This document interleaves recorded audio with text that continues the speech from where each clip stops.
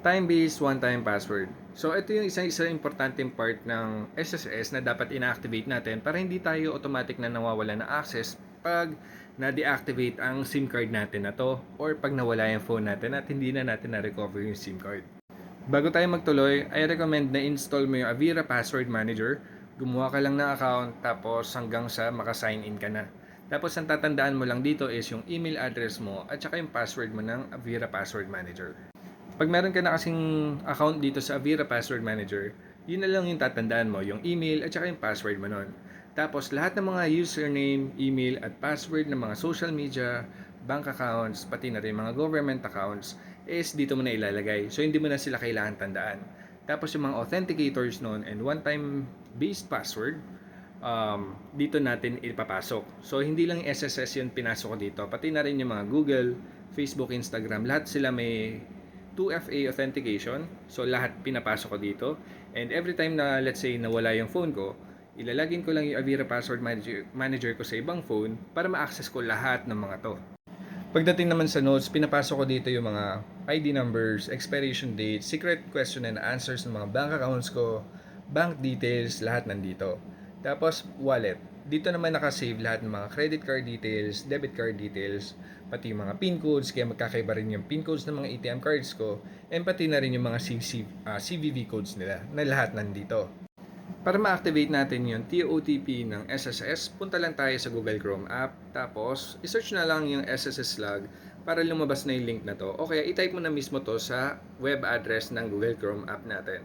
member.sss.gov.ph.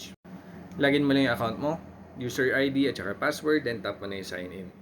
Tapos may OTP lang. Ako kasi naka-activate na yung time-based one-time password, pero sigurado ako yung sa'yo, ito pa lang. So itap mo lang yan, may matatanggap kang OTP, enter mo lang hanggang sa mapunta ka na sa homepage ng SSS account mo.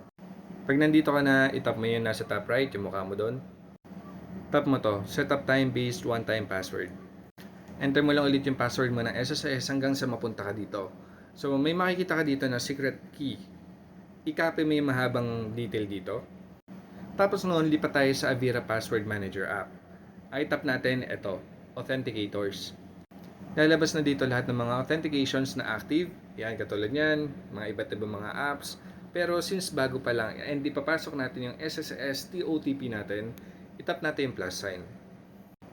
Tapos, pangalanan mo na to ng SSS. Tapos, ilagay mo yung username na ginamit mo dun sa SSS account mo. Then, ilagay mo na rito or i-paste mo yung secret key na nandun sa SSS website kanina. Then, tap mo na lang yung checkmark dito. Tapos yan, papasok na ngayon siya dito. May makikita kang 6-digit number na from time to time, ayan yung countdown niya, magbabago yan after siguro mga 10 or 20 seconds. So, ang gawin mo naman, i-copy mo na lang to, itap mo yon o kaya tandaan mo yung 6-digit number na yan. Tapos, ilagay mo na yung 6-digit number na nakita mo dun sa Avira Password Manager mo. Tapos, itap mo na yung next. Tapos, ayan. Pag lumitaw na to, you have successfully entered the TOTP feature of your My SSS account. Pwede mo nang itap yung login para maglalagot lang ulit. Tapos, babalik ka dito sa SSS portal. So, enter mo lang ulit yung user ID and password mo. Tapos, lalabas na yung TOTP or time-based one-time password na katulad nung nangyayari sa akin dito. So in case na mawala yung number mo, ma-deactivate, hindi ka mawala ng access sa SSS account mo dahil dito sa time-based one-time password.